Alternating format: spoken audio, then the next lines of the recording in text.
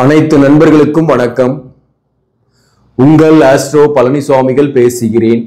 இந்த காணொளியில தனுசு ராசி அல்லது தனுசு லக்னமாக இருக்கீங்கன்னாக்க தீராத காதலும் மோகமும் என்ற தலைப்புல இந்த பதிவு பார்க்கலாம். பொது பலனாக பார்க்கலாம். இந்த தனுசு என்பது காலபுருஷ தத்துவத்தின் 9ஆம் பாவகம். தனுசின் அதிபதி குரு பகவான். தனுசு ராசியில பிறந்தவங்க எப்பயுமே பாத்தீங்கன்னாக்க உண்மையையும் நேர்மையையும் கொண்டவர்களாக இருப்பாங்க. அதே போலதான் வாழ்க்கை துணைவர்கிட்ட எதிர்பார்ப்பாங்க. இப்ப இந்த பதிவுல பாத்தீங்கன்னாக்க நம்ம பார்க்க போறது காதல் மற்றும் தாம்பத்திய வாழ்க்கை மற்றும் இவர்களுக்கு எந்த ராசியோட காதல் ஏற்படும், யாருடன் சேராம இருக்கிறது நல்லது, எந்த ராசிக்காரங்களை இணைக்காம இருக்கிறது நல்லது என்பதை பற்றி நம்ம டீட்டெயிலா இந்த பதிவுல பார்க்கலாம். இந்த தனுசு லக்னத்தில் பிறந்தவங்க அல்லது தனுசு ராசியில பிறந்தவங்க பாத்தீங்கன்னாக்க சுதந்திரமானவர்களாக இருப்பாங்க. சுதந்திரத்தை விரும்பக்கூடியவர்களாக இருப்பாங்க. புதிய அனுபவங்களை பெறுவதில் ஆர்வமுடையவர்களாக இருப்பாங்க. எதுலையும் வெளிப்படைத்தன்மையாக இருக்கும். இதைதான் வாழ்க்கை துணைவர்கிட்டையும் எதிர்பார்ப்பாங்க, காதலிகிட்ட எதிர்பார்ப்பாங்க அல்லது காதலன்கிட்ட எதிர்பார்ப்பாங்க. ஆனா இவங்களுக்கு வரக்கூடிய வாழ்க்கை துணைவரை பொறுத்தவரையிலும் கொஞ்சம் வெளிப்படைத்தன்மை குறைவாக இருக்கும். அல்லது அவங்க ஒரு டிப்ளமேட்டிக் பர்சனா இருப்பாங்க இவர்களுக்கு வரக்கூடிய வாழ்க்கை துணைவர். அதனால இவங்களுக்கு அந்த தீராத காதலும் மோகமும் இவங்க எதிர்பார்க்கிற அளவுக்கு கிடைக்காம இருக்கு. கிடைக்கிறதும் இல்லை. ஒண்ணு பாத்தீங்கன்னாக்க லேட்டா மேரேஜ் ஆகும். தனுசு ராசியில பிறந்திருக்கீங்க அல்லது தனுசு லக்னமாக இருக்கீங்கன்னாக்க மேரேஜ் ஆகுறதே லேட் ஆகும். மூலம் நட்சத்திரத்துல பிறந்திருந்தாலும் சரி, பூராடத்துல பிறந்தவங்களுக்குமே மேரேஜ் லேட் ஆகும். அதுல தனிமையாவே இருக்கிற மாதிரி வாழ்க்கை இருக்கும். அல்லது இவர்களுக்கு பாத்தீங்கன்னாக்க கல்யாணம் ஆயிட்டாலையும் சில பேர் கணவன் மனைவிக்குள் கருத்து வேறுபாடு, பிரச்சனை, அப்படி தனியா இருக்கிறது. ஒரே வீட்டுல இருந்தா கூட தனியா இருக்கிறது, பிரியாம இருந்தா கூட தனியா இருக்கிறது, அல்லது தொழில் காரணமாக பிரிஞ்சு இருக்கிறது. அப்பயும் அந்த தாம்பத்திய சுகம்ன்றது கிடைக்காம அந்த அன்பு காதலுக்காக ஒரு ஏக்க மூச்சு இவங்க கிட்ட இருந்துகிட்டே இருக்கும். அதாவது இவங்க எதிர்பார்க்கிற அந்த அன்பும் ஏக்கமும் இவங்களுக்கு கிடைக்குதா அப்படின்னா இல்லைன்னு தான் அர்த்தம். என்ன காரணம்? இதுதான் கர்மா. இது ஒரு பொது பலனா சொல்றேன். அதாவது இதுலயும் ஒரு எக்ஸப்ஷன் இருப்பாங்க. அதாவது ஒரு 10% பேருக்கு எல்லாமே கிடைக்கக்கூடியவர்களாக இருப்பாங்க. அது எக்ஸப்ஷனல் கேசஸ் தான். ஆனா ஒரு பொதுவா சொல்லும் போது பாத்தீங்கன்னாக்க இப்போ தனுசு ராசியில நீங்க பிறந்திருக்கீங்கன்னா ஒரு காதல் கண்டிப்பாக போகும். அதாவது ஒரு பருவ வயதுல ஒரு இளைய தலைமுறையாக இருக்கீங்கன்னா கூட ஒரு காதல் அஃபயர் இந்த மாதிரி விஷயத்துல ரொம்ப டீப்பா போயிட்டு ஒண்ணு அது பிரேக்கப் ஆயிடும், அல்லது அது சக்சஸ் ஆகி கல்யாணம் ஆயிடுச்சுன்னா கூட கல்யாண வாழ்க்கையில பிரச்சனையா இருந்து பிரிஞ்சு இருக்கிறது, அல்லது சச்சரவுகளோடு இருக்கிறது, அல்லது ஏதோ ஒரு வகையில பிரிவுகளை சந்திக்கக்கூடியதாகவே இருக்கும். அந்த முதல் காதல்ல தோல்வி தான் சொல்ல போனாங்க. அந்த வகையில பாத்தீங்கன்னா ஆஃப்டர் த மேரேஜுக்கு பின்னாடி கூட அந்த காதல் சக்சஸ் ஆனா கூட அதுல சில பிரச்சனைகளோடு தான் இருக்கிற மாதிரி இருக்கும், அல்லது பிரிந்து இருக்கக்கூடிய சூழ்நிலை இருக்கும். அல்லது ஒரு காதல் ஃபெயிலியர் ஆயிட்டு வேற ஒருத்தர் கல்யாணம் பண்ணிக்கிறாங்கன்னாக்க அவங்களுடைய லைஃபாவது நல்லா இருக்குமான்னாக்க அதுலயும் சில மனக்குறைகளோடு இருக்கு. ஆனா சரியான ஜாதக பொருத்தத்தோட கல்யாணம் பண்ணிட்டாங்கன்னா அவர்களுடைய வாழ்க்கை சிறப்பாகவே இருக்கு. கொஞ்சம் நிறைய காம்ப்ரமைஸ் பண்ணிக்கிட்டு போகக்கூடியவர்களுக்கு எந்த பிரச்சனையும் கிடையாது. அதுதான் அது அந்த பொருத்தத்தின் பேஸ் பண்ணி தான் அது அமையிறது. அந்த பொருத்தத்தை கரெக்டா அமைச்சிட்டாங்கன்னா பெட்டரா இருக்கும். இப்போ நம்ம இந்த வீடியோ பார்க்கறதோட முக்கிய நோக்கமே திருமண பொருத்தம் பார்க்கும்போது எதையெல்லாம் முக்கியமா பார்க்கணுன்றது தான். இப்போ பாத்தீங்கன்னாக்க ஒருத்தருக்கு காதல் சக்சஸ் ஆகுமான்னு கேட்குறீங்க. நீங்க காதலிக்கிறீங்க அல்லது நட்புல இருக்கீங்க அல்லது ஒரு அஃபேர்ல இருக்கீங்கன்னா காதல் சக்சஸ் ஆகும்னா அந்த ஜாதகத்தின் அடிப்படையில தான். இப்ப தனுசு லக்னமாக இருக்கீங்க அல்லது ராசியா இருக்கீங்கன்னா 5ஆம் இடத்துல, லக்னத்துக்கு 5ஆம் இடம் உங்களுக்கு பாத்தீங்கன்னாக்க மேஷத்துல செவ்வாயே ஆட்சி பெற்று இருக்குன்னாக்க காதல் சக்சஸ் ஆகாதுன்றது நம்ம தெரிஞ்சுக்கலாம். எல்லாருக்குமே காதல் வருது, ஆனா அதெல்லாம் சக்சஸ் ஆகுமான்னாக்க நம்மளுடைய சுய ஜாதகத்தின் அடிப்படையில தான். சப்போஸ் அதே மேஷத்துல செவ்வாய் சுக்கிரனும் சேர்ந்து இருக்குன்னாக்க காதல் சக்சஸ் ஆகும். அது ஒரு தாரதோஷத்தை ஏற்படுத்திடும்.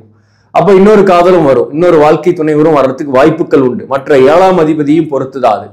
சப்போஸ் புதன் 7ஆம் அதிபதி வக்கரம் ஆயிட்டாரு, இந்த இடத்துல செவ்வாய் சுக்கிரன் சேர்ந்து 5ஆம் இடத்துல இருக்குன்னா அவர்களுக்கு காதல் சக்சஸ் ஆயிட்டு அப்புறம் காதல் வாழ்க்கையில பிரச்சனை 2ஆம் தாரத்தை நோக்கி போகும். சோ இது மாதிரி நாம தெரிஞ்சுக்கலாம். சோ அப்ப பாத்தீங்கன்னாக்க தனுசு ராசி தனுசு லக்னத்தில் பிறந்தவர்களுக்கு பாத்தீங்கன்னாக்க ஏதோ ஒரு வகையில பொதுவா உபயராசின்றதுனால கலசர தோஷமோ தாரதோஷமோ இருக்கக்கூடிய வாய்ப்புகள் அதிகம். அவர்கள் பாத்தீங்கன்னாக்க பிரிவினையோடு இருக்கிற மாதிரியான சூழ்நிலைகள் நிறைய ஏற்பட்டுடுது. காதல் வாழ்க்கையை பொறுத்தவரையிலும் சரி இவங்களுக்கு யார் மேலாம் காதல் வரும், எந்த ராசிக்காரர்களோட அதிக ஈர்ப்பு ஏற்படும் அப்படின்னாக்க பொதுவாகவே தனுசு என்பது நெருப்பு ராசி. இந்த நெருப்பு ராசி காற்று ராசி இருக்கும். அந்த வகையில் உங்களை சர்க்கிள்ல பாத்தீங்கன்னாக்க மிதுன ராசி, கும்ப ராசி, துலாம் ராசி, இந்த ராசிக்காரர்கள் இருக்காங்கன்னாக்க அவங்க மேல ஒரு காதல் வர்றதுக்கோ அஃபேர் வர்றதுக்கோ நிறைய சான்சஸ் உண்டு. அதே போல இந்த தனுசு ராசி ஒரு நெருப்பு ராசி. இந்த ராசி வந்து இன்னொரு நெருப்பு ராசியோட இணையும் போது, காதலிக்கும் போது மகிழ்ச்சியாகவே இருக்கும். ஏற்றாலும் அது பொறுத்த வந்து காம்பேட்டபிலிட்டி நல்லாவே இருக்கும். அந்த ராசிகள்லாம் எது அப்படின்னாக்க தனுசு ராசியோட மேஷ ராசி, சிம்ம ராசி.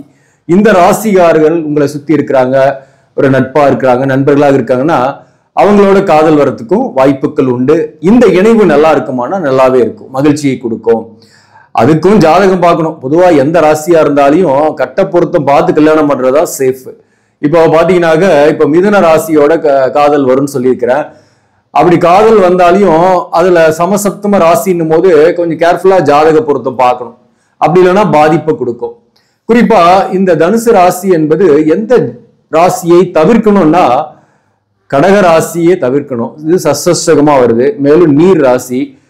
அதே போல இங்க வந்து தனுசு என்பது நெருப்பு ராசி. தத்துவத்தின் அடிப்படையில் இது வேறுபாடுகள் கொண்டது. அதே போலதான் நீர் ராசி புறமே தவிர்க்கிறது நல்லதுதான். மீன ராசியோட தவிர்க்கணும், விருச்சக ராசியும் தவிர்க்கணும். அப்படி தவிர்க்கிறது நல்லது. ஏன்னா இவர்களுக்குள்ள வந்து பாத்தீங்கன்னாக்க ஒரு கல்யாணம் ஆனா கூட அல்லது காதலே ஏற்பட்டா கூட அந்த தாம்பத்திய சுகன்றது பெருசா இருக்காது, அல்லது அதற்கான சூழ்நிலையே அமையாம இருக்கும். அதற்கு இன்கேஸ் வேற வழி இல்லை, காதலிச்சிட்டோம், கல்யாணம் பண்ணியே ஆகணும்னா நீங்க கண்டிப்பா கட்ட பொருத்தம் பார்க்கணும். 12ஆம் பாவகத்தை பார்க்கணும். அதற்கு கட்ட பொருத்தத்தை பார்த்துதான் முடிவு பண்ண முடியும். மேலும் இவர்களை பொறுத்தவரையில கன்னி ராசியோட சேரலாமான்னா காதல்லாம் வரும். கன்னி ராசி கூட காதல் சம்டைம்ஸ் வருது, கல்யாணம் கூட ஆயிடுது. ஆனா ஈகோவாலேயே பிரிஞ்சிருப்பாங்க பாத்தீங்கன்னா. ஏன்னா ராசி அதிபதி பொருத்தம் வர்றதுல டிஃபரெண்ட். புதனும் குருவும் ஆப்போசிட், நான் பெரியவன் நீ பெரியவன் ஒரு கான்ட்ரவர்சிலேயே ஓடிட்டு இருக்கோம். அதே போலதான் பாத்தீங்கன்னாக்க ரிஷபத்தோட சேரக்கூடாது, அது சஷ்டகமா வருது.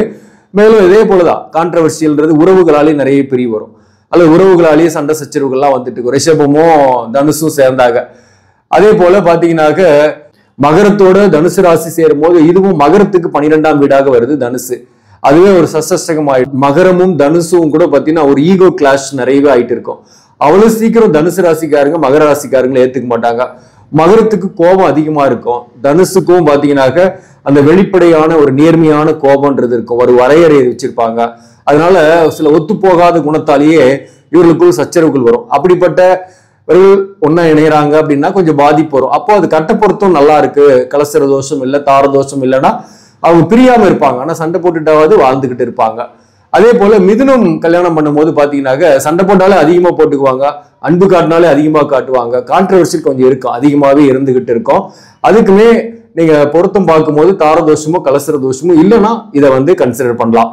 அந்த மாதிரிதான் நம்ம ஒரு முடிவு எடுக்கணும். பொதுவாகவே இந்த தனுசு ராசிக்காரங்களுக்கு இப்போ நல்ல ஜாதக பொருத்தமே இருக்குன்னா கூட ஒரு தற்காலிக பிரிவாவது அவங்க வாழ்க்கையில சந்திக்கிறாங்க. தற்காலிக பிரிவு ஏற்பட்டு அதுக்கப்புறம் மீண்டும் சேரக்கூடிய வாழ்க்கை ஏற்படுகிறது. சில பேருக்குலாம் சொல்றேன். பொதுவாகவே இவங்க நகைச்சுவை உணர்வு கொண்டவர்கள் தான். தன்னுடைய வாழ்க்கை துணிவரை சந்தோஷப்படுத்துவாங்க, ஹாப்பியா வச்சுக்கிறதுக்காக நகைச்சுவையா பேசி சந்தோஷப்படுத்தக்கூடியவர்கள், ரொம்பவும் நேசிக்கக்கூடியவர்களாக இருப்பாங்க. அந்த நேசிப்பை வாழ்க்கை துணைவர்கிட்ட இருந்து எதிர்பார்க்கிறாங்க.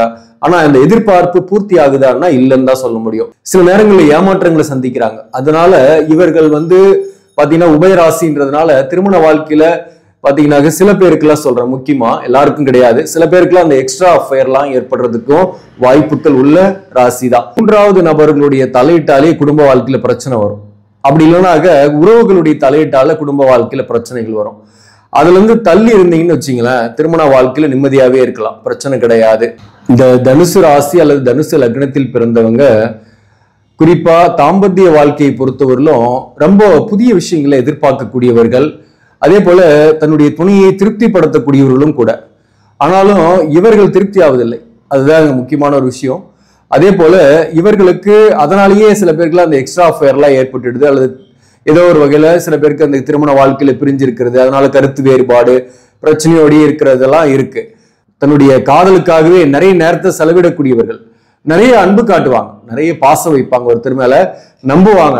ஆனா நம்பிக்கை துரோகத்தையும் இவங்க பெறுவாங்க. அதாவது நம்பினவங்க ஏமாத்திடுவாங்க, ஏமாற்றத்தையும் சந்திப்பாங்க. தனுசு ராசியை பொறுத்தவரையிலும் கடந்த இந்த 7.5 சனி காலகட்டத்துல பெரும்பாலானோருக்கு கணவன் மனைவி உறவு நிலையில தான் பிரச்சனை, பிரிவுகள், அல்லது சில பேருக்குலாம் கல்யாணமே ஆகாம ரொம்ப காலதாமதமா ஆயிட்டு இருந்தது. ஸோ இந்த மாதிரி பாத்தீங்கன்னா இந்த தனுசு ராசி வந்து ஒரு உபயராசியா இருக்கிறதுனால இவர்களுக்கு இந்த தீராத காதலும் மோகமும் எப்பயுமே இருந்துகிட்டு தான் இருக்கு, தீர்வதே இல்லை. என்னன்னா அது கிடைக்கிறது இல்லை. இவங்க தேடி போனாலும் அது அன்பு ஓடி போயிடுது. இவங்க யாரையாவது நம்பி இவங்க வந்து அதை ஃபாலோ பண்ணாங்கனாலையும் இவங்க நம்பக்கூடியவர்கள் ஒரு சரியான நபராக இருப்பதில்லை. அவ்வளவு சீக்கிரம் யாரையும் நம்ப மாட்டாங்க. நம்பினாங்கன்னா இவங்க அவங்களுக்காகவே வாழ்வாங்க. ஆனாலும் கடைசியில அந்த நபரால் ஏமாற்றப்படக்கூடிய சூழ்நிலை இவர்களுக்கு இருந்துருது. அதே போல இவர்களை பொறுத்தவரையிலும் உண்மையான அன்புக்கு எப்பயுமே மதிப்பு மரியாதை கொடுப்பாங்க. அப்படி காட்டிட்டாங்கன்னா இவங்க பொறுத்தவரையிலும் எதையும் செய்யக்கூடியவர்களாகவே இருப்பாங்க. அதற்காக தன்னுடைய வாழ்க்கையை அர்ப்பணிக்கக்கூடியவர்களாக இருப்பாங்க. அன்புக்காக ஏங்கக்கூடியவர்கள் தான் சொல்ல முடியும் தனுசு ராசி தனுசு லக்னத்துக்கு. அதாவது குறிப்பா ஏதோ ஒரு வகையில தனிமையிலேயே வாழ்ற மாதிரி, ஒரு வீட்டிலேயே இருக்கிறாங்க, எல்லா உறவுகளும் கூட இருந்தா கூட ஒரு அன்சாட்டிஸ்ஃபைடோட இருக்கிற மாதிரியான உணர்வுகள் இவங்களுக்கு இருக்கும். லோன்லினஸ் ஃபீலிங் வந்து இவங்களுக்கு கொஞ்சம் இருந்துகிட்டு தான் இருக்கும். என்னன்னா நம்மளை நேசிக்கல, நம்மளை பார்க்கல, நம்மளை வந்து நம்ம கிட்ட பேசல அப்படின்ற மாதிரியான எண்ணங்கள் இருக்கும். பொதுவாகவே எதிர்பாலினரை கவரக்கூடியவர்களாகவே இருப்பாங்க தனுசு ராசிக்காரங்க. இவங்களுடைய நகைச்சுவை உணர்வு, இவங்க அந்த தோற்ற பொலிவு, ஒரு கம்பீரமான தோற்றம், மற்றவங்களை வசீகரிக்கக்கூடிய முக அழகு, இதெல்லாம் மற்றவர்களை கவரக்கூடியதாகவே இருக்கும் எதிர்பாலினரை. அதனால இவங்களுக்கு காதல் வரும், அதே போல மோகமும் வரும். ஆனா அது தீர்வதில்லை. அதுல வந்து ஏமாற்றங்களை சந்திக்கிறாங்க அப்படின்றது தான் முக்கியம். பொதுவாகவே தனுசு ராசிக்காரர்களுக்கு முதல் பகுதியில் கூட காதல்லாம் நிறைய வரும். முதல் வாழ்க்கை பகுதியால் 40 வயதுக்குள்ள இருக்கிறவங்களுக்கு தாம்பத்திய சுகம், காதல் வாழ்க்கை எல்லாமே நிறையவே வருது. கல்யாணம் ஆன பின்னாடி ஒரு பிள்ளை ஆயிடுது அப்படின்னாக்க அதற்கப்புறம் அந்த தாம்பத்திய சுகம் அல்லது அந்த காதல் போன்றவற்றில் பெருசா நாட்டம் இருப்பதில்லை, அல்லது பெருசா இவங்க அதை நோக்கி போகிறதில்ல, அது வர்றதும் இல்லை இவர்களுக்கு. இவங்க அதை எதிர்பார்த்தாங்கன்னா கூட சம்டைம்ஸ் இவங்களுக்கு அது கிடைக்கிறதும் இல்லை. இப்போ திருமணத்துக்காக பொருத்தம் பார்க்கும்போது இந்த 4ஆம் பாவகத்தை பார்க்கணும். லக்னத்துக்கு 4ஆம் இடத்துல ராகு போன்ற கிரகங்கள் இருக்கு அப்படின்னாக்க, சுகஸ்தானத்துல ராகு இருக்குனாக்க அவர்களுக்கு வாழ்க்கையில சுகம் இல்லை. ராகுவோடு செவ்வாய் சேர்க்கை, சனி சேர்க்கை எல்லாம் இருக்கு. 4ஆம் இடத்துல சனி செவ்வாய் அல்லது ராகு அல்லது சூரியன் போன்ற கிரகங்கள் இருந்தாலையும் அவர்களுக்கு சுகம் இருப்பதில்லை. அதாவது உடல்நலத்திலையும் தொந்தரவுகள் அடிக்கடி வரும். அதே போல இந்த தாம்பத்திய சுகமும் பெரிதாக கிடைப்பதில்லை.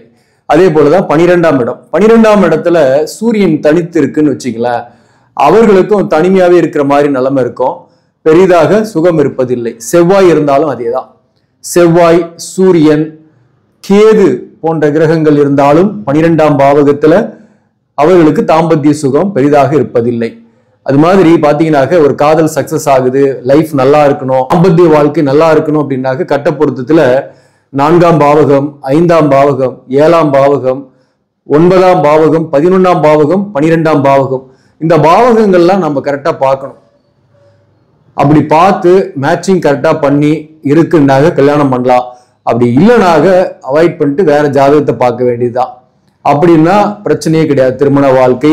ஆக நண்பர்களே, இந்த பதிவு உங்களுக்கு பிடிச்சிருந்தாக லைக் பண்ணுங்க, இதை மற்றவர்களுக்கும் ஷேர் பண்ணுங்க. இன்னும் நம்ம சேனலை சப்ஸ்கிரைப் பண்ணாம பாக்குறவங்க சப்ஸ்கிரைப் பண்ணி கண்டினியூ பண்ணுங்க. இதன் மூலம் உங்களுக்கு ஒரு சரியான ஜோதிட தகவல்களும் ஆன்மீக தகவல்களும் கிடைக்கும். நன்றி, வணக்கம்.